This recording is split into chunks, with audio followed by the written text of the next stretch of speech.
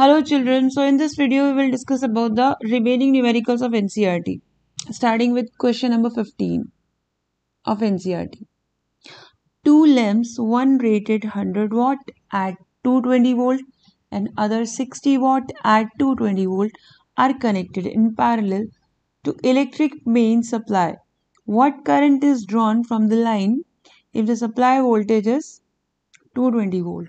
So you can note down the particulars. Lamp 1, how much is the power? 100 watt. W, voltage is 220 volt. So you can find out resistance from here using the formula power is equal to V square by R. Power 1 is equal to V1 square by R. R1 rather. So R1 can be obtained as V1 square by P1. So R1 is V1 square means 220 into 220 and power is 100. So you can find it as 22 into 22 ohm. If you wish, you can multiply. So dash ohms. So similarly, second bulb is 60 watt at 220 volt. So power 2 is 60 watt and second voltage is 220 volt. Similarly, you can find out second resistance, which is V2 square by P2, that is 220 into 220 divided by 60. So 211 and it's 3. So resistance 2 will come as 220 into 11 divided by 3 ohms. So we have calculated first resistance, which is 484, and second resistance came out to be 806.6. Now they are connected in parallel. Here it is written, it is parallel, and we'll have to find out the current. Okay, so when connected in parallel, so let us connect them in parallel. So when connected in parallel, then we know how to give the net resistance. So R1 and R2 are in parallel, that is the two bulbs are in parallel. So 1 by Rp equals 1 by R1 plus 1 by R2, that is equal to 1 by 484 plus, let us take it at 807. So you can see I have written the values of R1, resistance of first lamp, this is the resistance of second lamp.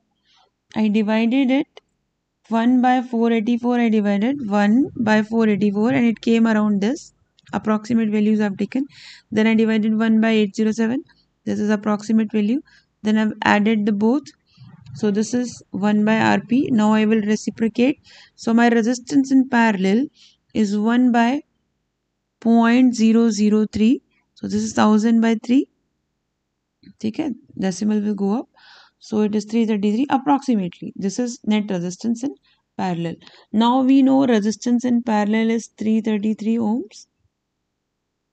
Okay, and voltage is given as 220 volt and we'll have to find out current. So current will be V by R. How much is the voltage? 220. And how much is the resistance? 333. So it will come around 0.66. Can be written as 0.7 amperes. So this is the answer of this question. So coming to the next question. Which uses more energy? This power TV in 1 hour or this power toaster in 10 minutes? So let us talk about TV. Power is 250 watt and time is 1 hour. Okay. So you can do it in any units. Let us do it in SI unit only. So we'll convert this into seconds. That is 3600 seconds. So as you know, energy, or you can say work, is equal to power into time. Okay, so power is 250 in SI unit and this is 3600. So you can multiply this and report in joules. Similarly, now talk about toaster. Power is 1200 watt. Time is 10 minutes. So we'll change into seconds. 10 into 60 seconds. Okay. So energy is equal to power into time. Substitute, it is 1200 and time is 600 seconds. So it is clear that 72, 2 zeros and 2 zeros, 1, 2, 3, 4 joules. And here also you can multiply and you can see this is somehow bigger than this, right? So whose consumption is more is TV's consumption is more. TV's energy consumption is more. Getting to the next numerical. An electric heater of resistance 8 ohm, electric heater of resistance 8 ohm and current 15 ampere, time is 2 hours. Calculate the rate at which heat is developed in heater.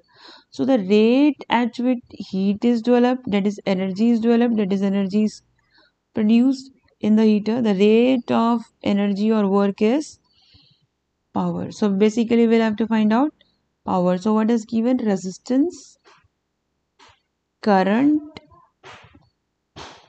and time.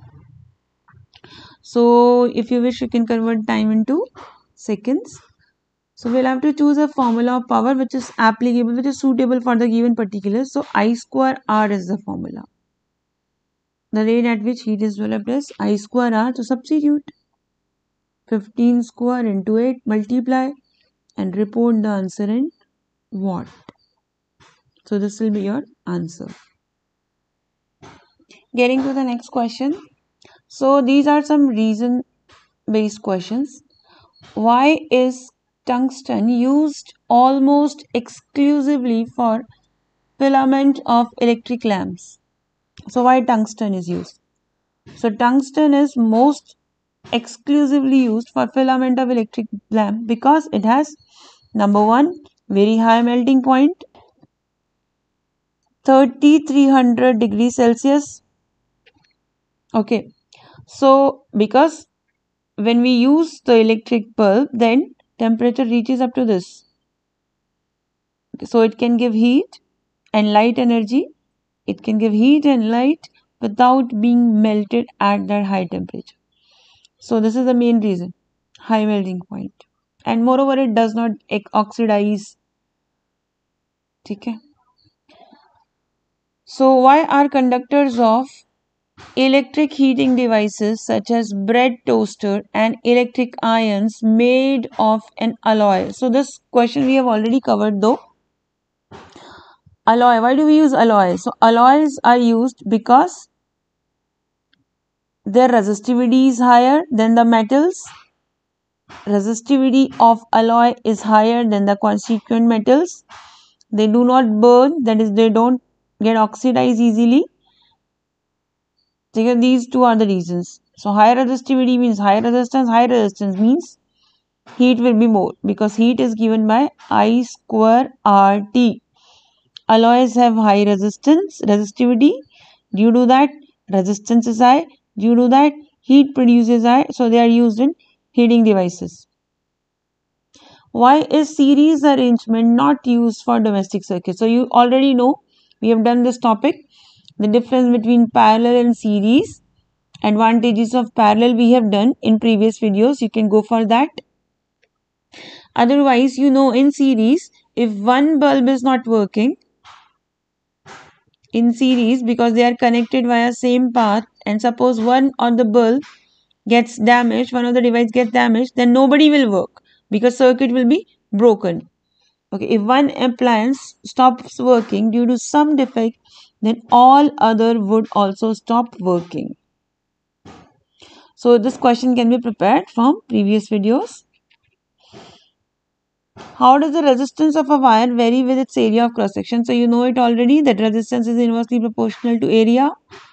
More the area, less will be the resistance, and lesser the area, more will be the resistance. This is the variation of resistance with area of cross section.